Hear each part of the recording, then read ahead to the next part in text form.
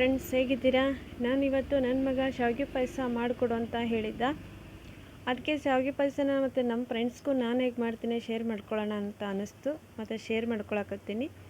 ನಾನು ಮಾಡಿರೋ ಶಾವಿಗೆ ಪಾಯಸ ಹೇಗಿದೆ ಅಂತ ಕಮೆಂಟ್ ಬಾಕ್ಸಲ್ಲಿ ಹೇಳಿ. ಮತ್ತು ಬನ್ನಿ ಪಟ್ಟಂತ ಹೇಗೆ ಮಾಡೋದು ಅಂತ ತೋರಿಸ್ಬಿಡ್ತೀನಿ.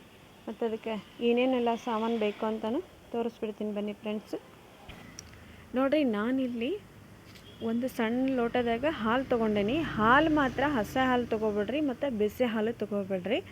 ಹಾಲೇನು ಕಾಸಿರ್ತೀರಲ್ಲ, ಆರಿದ ಮೇಲೆ ಒಂದು ಲೋಟ ಹಾಲು ತೊಗೊಳ್ರಿ. ಮತ್ತು ಇದು ತುಪ್ಪ ತೊಗೊಂಡಿದ್ದೀನಿ ರೀ, ನಮ್ಮ ಅಜ್ಜಿ ಕೊಟ್ಟಿರೋದು ಇದು ತುಪ್ಪದ ಗಿಂಡಿ. ಮತ್ತು ಇದು ನೋಡಿರಿ, ನಾನು MTR ಶಾವಿಗೆ ಪ್ಯಾಕೆಟ್ ತೊಗೊಂಡೇನಿ. MTR ಮಾತ್ರ ಭಾಳ ಚೆನ್ನಾಗಿ ಬರ್ತೈತಿ. MTR ಯೂಸ್ ಮಾಡಿರಿ ಅಂತಲೇ ಹೇಳ್ತೀನಿ. MTR ಆಮೇಲೆ ಇದು ಈಡು ಜಾಸ್ತಿ ಆಕತ್ರಿ. ಪಾಯಸ ಆಯಿತು, ಉಪ್ಪಿಟ್ಟಾಯಿತು, ಜಾಸ್ತಿ ಈಡಾಕತ್ರಿ ಇದು. ಅದಕ್ಕೆ ನಾನು MTR ಯೂಸ್ ಮಾಡೋದು. ಮತ್ತು ಇಲ್ಲಿ ವಾಡಂಬಿ ದ್ರಾಕ್ಷಿ ತೊಗೊಂಡನಿ. ನೆಕ್ಸ್ಟ್ ಒಣ ಕೊಬ್ಬರಿ ತೊಗೊಂಡನಿ. ಮತ್ತು ಒಂದು 1/4 kg ಅಷ್ಟು ಬೆಲ್ಲ ತೊಗೊಂಡನಿ. ಇಷ್ಟ ನೋಡಿರಿ. ಇದಕ್ಕೆ ನಾನು ಎಲ್ಲರೂ ಸಾಮಾನ್ಯವಾಗಿ ಶಾವಿಗೆ ಪಾಯಸ ಮಾಡ್ತೀರಾ, ಮತ್ತು ನಾನು ಹೇಗೆ ಮಾಡ್ತೀನಿ ಅಂತ ತೋರ್ಸೋಕ್ಕೆ ಬಂದೇನಷ್ಟೇ. ನನ್ನ ಮಗ ಶಾವಿಗೆ ಪಾಯಸ ಮಾಡಿ ಮಮ್ಮಿ ಅಂತ ಹೇಳಿದ. ಅವನಿಗೋಸ್ಕರ ಮಾಡಾಕತ್ತಿದ್ದೆ. ನಾನು ಹೇಗೆ ಮಾಡ್ತೀನಿ ಅಂತ ಶೇರ್ ಮಾಡ್ಕೊಳಕತ್ತೀನಿ. ನಾನು ಶಾವಿಗೆಗೆ ಶುಗರ್ ಹಾಕಲ್ಲ ರೀ, ಜಾಸ್ತಿ ಬೆಲ್ಲ ಯೂಸ್ ಮಾಡ್ತೀನಿ ನಾನು.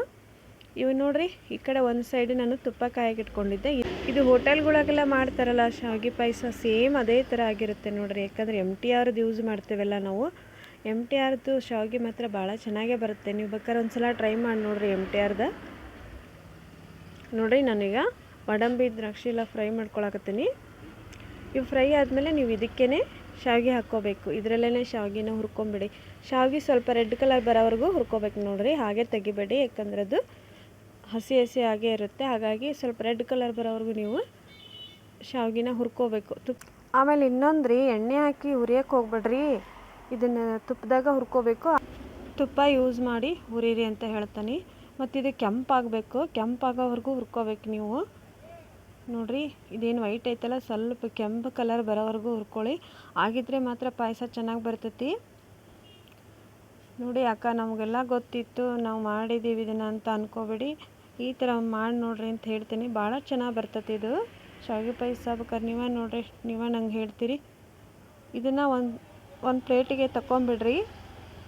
ಇದಕ್ಕನ್ನು ಒಂದು ಸ್ವಲ್ಪ ನೀರು ಕಾಯಕ್ಕೆ ಇಟ್ಕೊಳ್ಳಿ. ನೀರು ಕಾಸ್ಕೊಂಡು ಬೆಲ್ಲ ಹಾಕ್ಕೊಂಬಿಡಿ ಅದಕ್ಕೆ. ನೋಡಿ, ಇವಾಗ ಬೆಲ್ಲ ನೋಡಿ. ವಿಡಿಯೋ ಇಷ್ಟ ಆದರೆ ಲೈಕ್ ಮಾಡಿ ಮತ್ತು ಸಬ್ಸ್ಕ್ರೈಬ್ ಮಾಡಿಕೊಂಡು ನೋಡಿ ಪ್ಲೀಸ್ ಫ್ರೆಂಡ್ಸ್. ಬೆಲ್ಲ ಹಾಕಿ ಟ್ರೈ ಮಾಡಿ ನೋಡಿ. ನಾನು ಹೇಗೆ ಮಾಡ್ತೀನಿ ಅಂತ ನಿಮಗೆ ತೋರಿಸೇನಿ ನೋಡಿ. ಭಾಳ ಅಂದರೆ ಭಾಳ ಚಲೋ ಆಕತ್ರಿ ಇದು. ಒಂದ್ಸಲ ಟ್ರೈ ಮಾಡಿರಿ ಫ್ರೆಂಡ್ಸ್ ನೀವು. ವಾಡಂಬಿ ದ್ರಾಕ್ಷಿ ಮತ್ತು ಒಣ ಕೊಬ್ಬರಿ ಮತ್ತು ಇದಕ್ಕೆ ಕೇಸರಿ ಇದ್ರೆ ಹಾಕೊತಾರೆ. ನನ್ನ ಕಡೆ ಖಾಲಿ ಆಗಿತ್ತು, ಕೇಸರಿ ಇಲ್ಲ, ಹಾಗೆ ಹಾಕಿಲ್ಲ ನಾನು. ನೀವು ಕೇಸರಿ ಇದ್ರೆ ಹಾಕೋಬೋದು. ಇದಕ್ಕೆ ಒಂದು 5-6 ದಳ ಹಾಕಿದರೆ ಸಾಕು ನೋಡಿರಿ ಕೇಸರಿದು. ಇವಾಗ ನೋಡಿರಿ, ರೆಡಿ ಆಯಿತು ಶಾವಿಗೆ ಪಾಯಸ. ಮತ್ತು ಇದಕ್ಕೆ ನಾನು ಹಾಲು ಹಾಕ್ಕೊತೀನಿ ರೀ, ಒಂದು ಸ್ವಲ್ಪ ತುಪ್ಪ ಹಾಕ್ಕೊತಾನೆ. ಮತ್ತು ನೋಡಿರಿ, ಹಾಲು ಮಾತ್ರ ನೀವು ಹಸಿ ಹಾಲು ಹಾಕೋಕೆ ಹೋಗ್ಬೇಡ್ರಿ ಮತ್ತು ಬಿಸಿ ಹಾಲು ಹಾಕ್ಬೇಡ್ರಿ. ಹಸಿ ಹಾಲು ಹಾಕ್ಬೇಡ್ರಿ, ಬಿಸಿ ಹಾಲು ಹಾಕ್ಬೇಡ್ರಿ. ಕಾದೇನ ಆರಿಸಿರ್ತೀರಲ್ಲ ಆ ಹಾಲು ಹಾಕ್ರಿ ಅಂತ ಹೇಳ್ತೀನಿ. ಬನ್ನಿ, ಮತ್ತು ಶಾವಿಗೆ ಪಾಯಸ ರೆಡಿ ಆಯಿತು. ಯಾರಿಗೆಲ್ಲ ನಾನು ಮಾಡಿರೋ ಶಾವಿಗೆ ಪಾಯಸ ರೆಸಿಪಿ ಇಷ್ಟ ಆದರೆ ಒಂದು ಲೈಕ್ ಮಾಡಿ. ಮತ್ತೆ ಸಿಗ್ತೀನಿ ಫ್ರೆಂಡ್ಸ್. ಬನ್ನಿ, ಮತ್ತು ಶಾವಿಗೆ ಪಾಯಸ ತಿನ್ನೋಣ. ಈಗ ಒಂದು ಬೌಲಿಗೆ ಸರ್ವ್ ಮಾಡ್ಕೊಂಡನಿ. ನಾವು 3 ಜನ ಇರೋದು. 3 ಬಟ್ಲಕ್ಕೆ ಶಾವಿಗೆ ಪಾಯಸ ಹಾಕಿ ರೆಡಿ ಮಾಡಿದ್ದೀನಿ. ಬನ್ನಿ ಫ್ರೆಂಡ್ಸ್, ಶಾವಿಗೆ ಪಾಯಸ ತಿನ್ನೋಣ. ಮತ್ತು ನಾನು ನೆಕ್ಸ್ಟ್ ರೆಸಿಪಿಯೊಂದಿಗೆ ನಿಮಗೆ ಬೇಗ ಸಿಗ್ತೀನಿ. ಮತ್ತು ನನ್ನ ರೆಸಿಪಿ ನಿಮಗೆ ಇಷ್ಟ ಆದರೆ ಒಂದು ಲೈಕ್ ಮಾಡಿರಿ ಫ್ರೆಂಡ್ಸ್. ಬಾಯ್.